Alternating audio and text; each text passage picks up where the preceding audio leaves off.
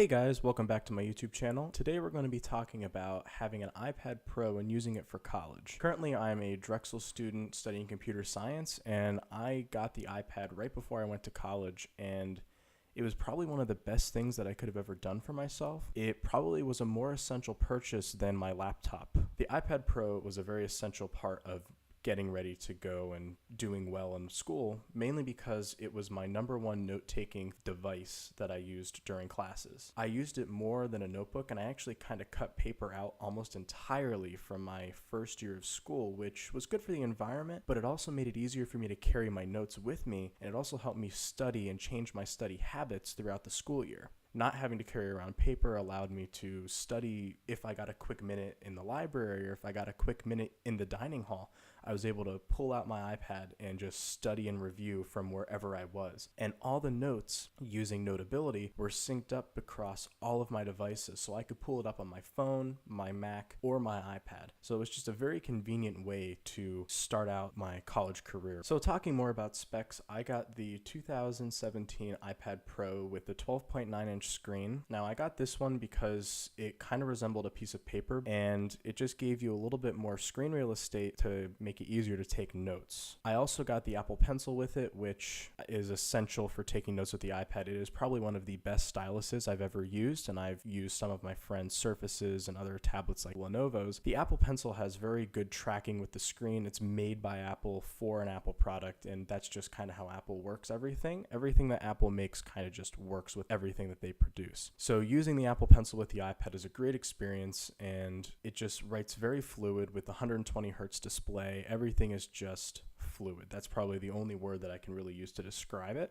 So now moving away from specs, let's talk about what the day-to-day usage for my iPad was. Generally when I'd wake up in the morning, I would slip it right into my bag and I'd get ready to move on with my day, and I'd start heading out to classes. But as soon as I'd get into classes, I'd put my bag down, pull my iPad out, and then I'd open up Notability and get ready to take notes for the day. My note-taking app of choice is Notability, like I said before. I just feel like it has a very clean UI and everything's where you really want it to be. And it also has some neat features where you can actually search your notes to find what you're looking for. So for example, we could look up where cyclohexane is in my chemistry notes and not have to go scrolling through and try to find it. My handwriting's not the neatest, but even with that, it can pick up where I had that in the notes. So that is something pretty neat. Now, there are some other note-taking apps on the App Store like GoodNotes 4, and OneNote actually is available on the iPad as well. I do like OneNote's UI, but I will say I'm more of a fan of the fluidity that you get when using Notability because it is designed for the iPad, and OneNote kind of just has a little bit of a lag to it that I wasn't a fan of. Another neat thing with the iPad Pro is that you can run the entire Microsoft suite on it. It does work well. I will say that I've edited some papers on Microsoft Word.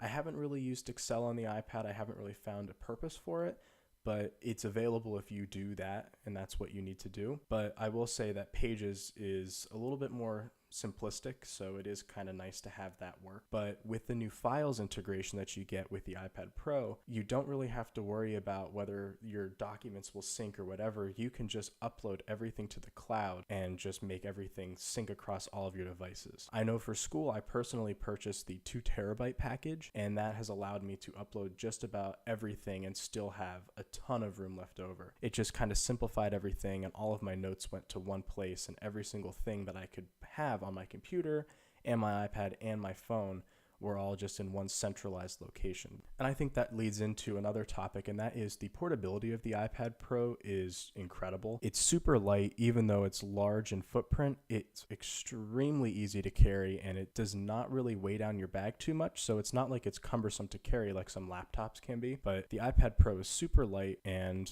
using it, moving it around, it's very convenient to use. When you're in school, you do travel a lot, whether it's between classes or back and forth to home or back and forth to family houses and over breaks.